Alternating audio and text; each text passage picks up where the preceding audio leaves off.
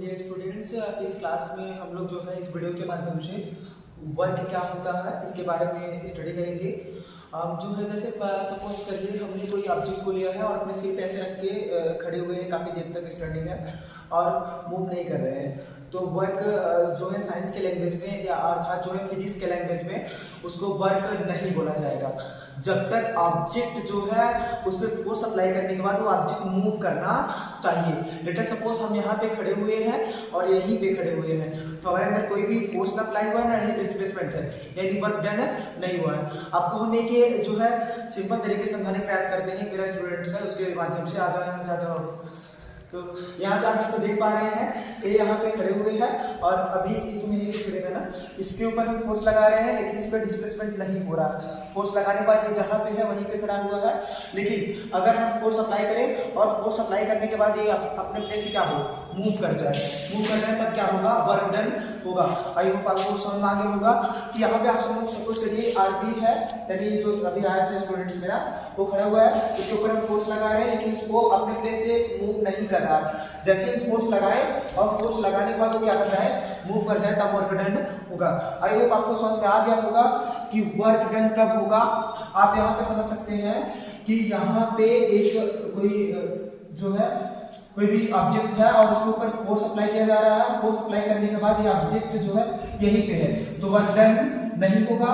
और अगर ये ऑब्जेक्ट यहाँ पे है और इसके ऊपर फोर्स अप्लाई किया जा रहा हो, ये ऑब्जेक्ट मूव करके यहाँ पे आ जाए, यानी तब क्या होगा, वर्क डन होगा। आपको समझ में आ गया होगा वर्क डन कब होगा और कब नहीं होगा। क्या क्या कंडीशन चाहिए वर्क डन होने के लिए। वर्क डन तभी होगा, पहली बात तो पहला कंडीशन है ऑब्जेक्ट पर क्या लगाना चाहिए, फोर्स, और आप फोर्स लगाने के बाद ऑब्जेक्ट क्या करना चाहिए, मूव करना चाहिए। आई होप आपको वर्क और वर्क के जो कंडीशन है वर्क डन के, ये दोनों समझ में आ गए होंगे। एग्जाम्पल आप समझ सकते हैं, जैसे पौधा है वो खड़ा हुआ है, हिल रहा है, इस तरह से ना मूव कर रहा है, तो वहां पे वर्क डन नहीं होगा बिकॉज ऑफ डिस्प्लेसमेंट वहां पे क्या है, जीरो है, क्योंकि ऑब्जेक्ट अपने प्लेस से मूव नहीं किया है। हम ही हैं यहाँ पे खड़े हुए, हमारे ऊपर कोई आगे छोटे से बच्चे बहुत ज्यादा फोर्स लगाया है लेकिन हम वहीं पे खड़े हुए हैं, तो वर्क डन नहीं होगा। और कार खड़ी हुई है तो वर्क डन नहीं हुआ, क्योंकि कार के ऊपर जैसे ही फोर्स लगाएंगे और कार मूव करना स्टार्ट कर देगा तब वर्क डन होगा। वर्क डन आपको समझ आ गया होगा। अब हम समझते हैं वर्क पॉजिटिव कब होगा, निगेटिव कब होगा, जीरो। इससे पहले थोड़ा सा हम टॉपिक है कि आप यहाँ पे आप समझिए एक ऑब्जेक्ट है, उस ऑब्जेक्ट के ऊपर फोर्स लगाया जा रहा है यफ। क्या फोर्स लगाया जा रहा है, यफ, और यफ फोर्स लगाने के बाद वो ऑब्जेक्ट मूव कर रहा है, डिस्प्लेसमेंट, इसमें कुछ डिस्प्लेसमेंट है यस मान लेते हैं हम, और यहाँ से कोई ऑब्जेक्ट जो है फोर्स लगाया जा रहा है और यहाँ पे डिस्प्लेसमेंट हो रहा है, यहाँ पे एंगल बन रहा है थीटा। तो जो वर्क का फार्मूला होता है वो क्या होता है, W इक्वल टू क्या होता है, F इंटू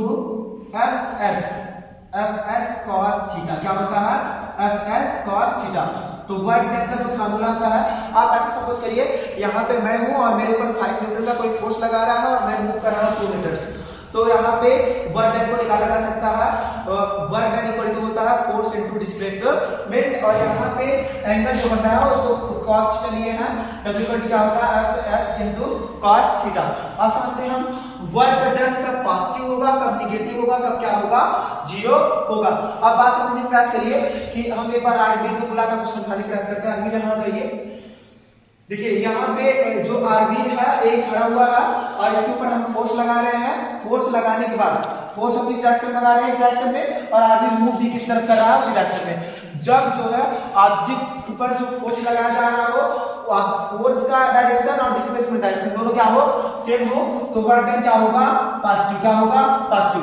क्योंकि देखिए यहाँ पे मान लीजिए ये ऑब्जेक्ट है, इस पर हम फोर्स लगा रहे हैं और ये ऑब्जेक्ट मूव भी इस तरफ कर रहा है, तो एंगल कितना बन रहा है, एंगल का वैल्यू क्या है, थीटा इक्वल टू क्या आया है, जीरो। कोई भी एंगल बन नहीं रहा है, तो वर्क डन क्या होगा, देखिए यहाँ पे W इक्वल टू क्या होता है, बीएम फार्मूला बनेगा Fs cos थीटा।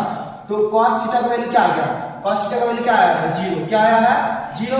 अब देखिए W इक्वल टू क्या आ गया, Fs, क्योंकि cos 0 का वैल्यू 0 डिग्री का वैल्यू क्या होता है 1, तो W इक्वल टू क्या आ गया, Fs, यानी वर्क डन क्या होगा, पॉजिटिव। क्या होगा, पॉजिटिव। इट मींस हम कह सकते हैं कि जब फोर्स का और डिस्प्लेसमेंट का डायरेक्शन एक ही होगा तो वर्क डन क्या होगा, पॉजिटिव होगा, अर्थात उनके बीच जब एंगल क्या होगा, 0 अंश होगा, तो क्या होगा, वर्क डन पॉजिटिव होगा। अब देखिए हम समझने का प्रयास करते हैं, तो मुझे इस तरफ मूव करना है ना, इस तरफ मुझे वही मैं यहाँ से फोर्स लगा रहा हूँ इस तरफ, मैं इस तरफ क्या लगा रहा हूँ, ऐसे मैं इस तरफ फोर्स लगा रहा हूँ, फोर्स इस तरफ, लेकिन मेरा डिस्प्लेसमेंट किस तरफ हो रहा है, इस तरफ। तो आप बात समझ गए होंगे कि मैं फोर्स इस तरफ लगा रहा हूँ, लेकिन आरबी की वजह से मतलब एक अपोजिट फोर्स लग रहा है मेरे ऊपर, एक फोर्स मैं इस तरफ लगा रहा हूँ, लेकिन मेरा डिस्प्लेसमेंट किस तरफ हो रहा है, इस तरफ।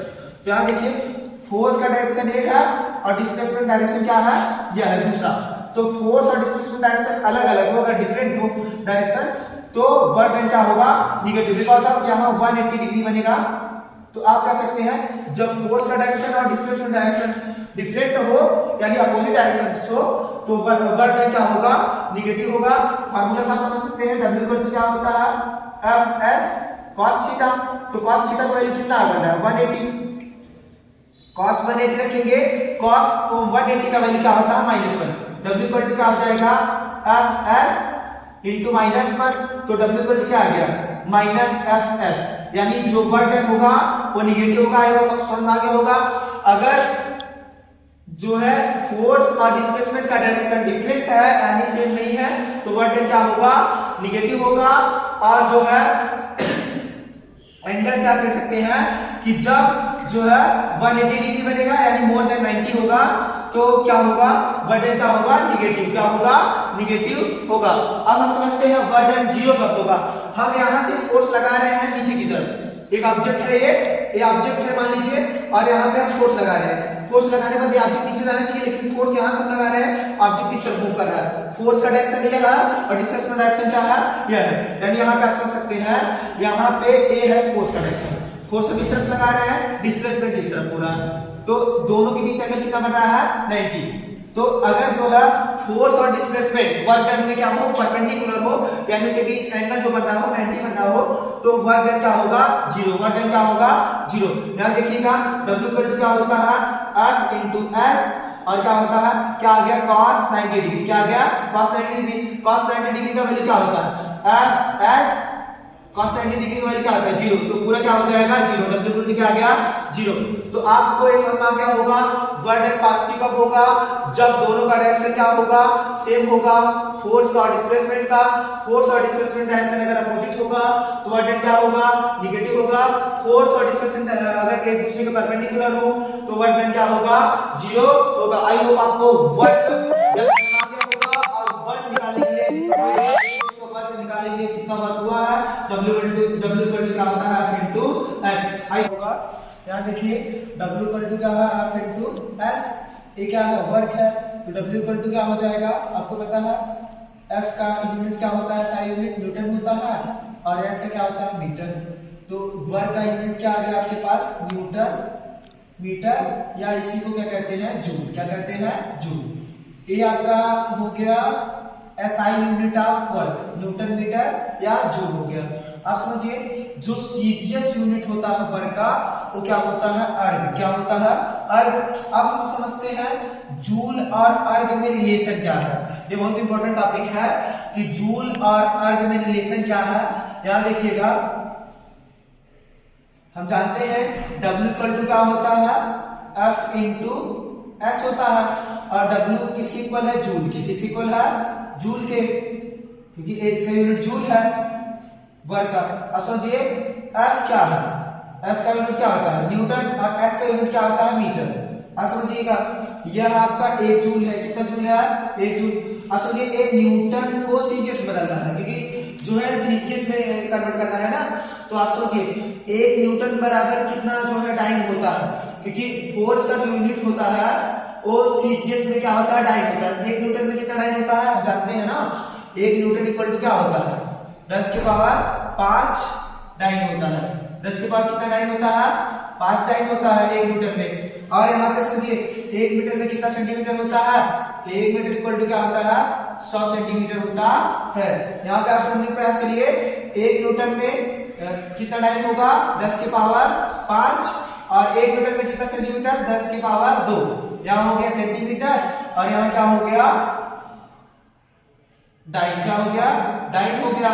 तो अब देखिए 1 जूल इक्वल टू क्या हो जाएगा, 10 के पावर 5 और 2 कितना हो जाएगा, 7। 10 के पावर क्या हो जाएगा, 10 के पावर 7, और डाइन और सेंटीमीटर क्या बना देंगे, अर्ग, क्या बनाएंगे, अर्ग। यानी आपसे अगर कोई पूछे कि 1 जूल में कितना अर्क होता है, आपको बताना है 10 की पावर 7 वर्क। आपको ये समझ में आ गया होगा वर्क का जो यूनिट होता है जूल और न्यूटन मीटर, चाहे कुछ भी आप कर सकते हैं। और सीजीएस यूनिट वर्क का क्या होता है, अर्क होता है। और जूल और अर्क में रिलेशन क्या है, तो 1 जूल में कितना अर्क होता है 10 की पावर 7। आई होप आपको यूनिट ऑफ वर्क समझ में आ गया होगा। आप स्क्रीनशॉट लेना चाहते ले सकते हैं। Thanks for watching this.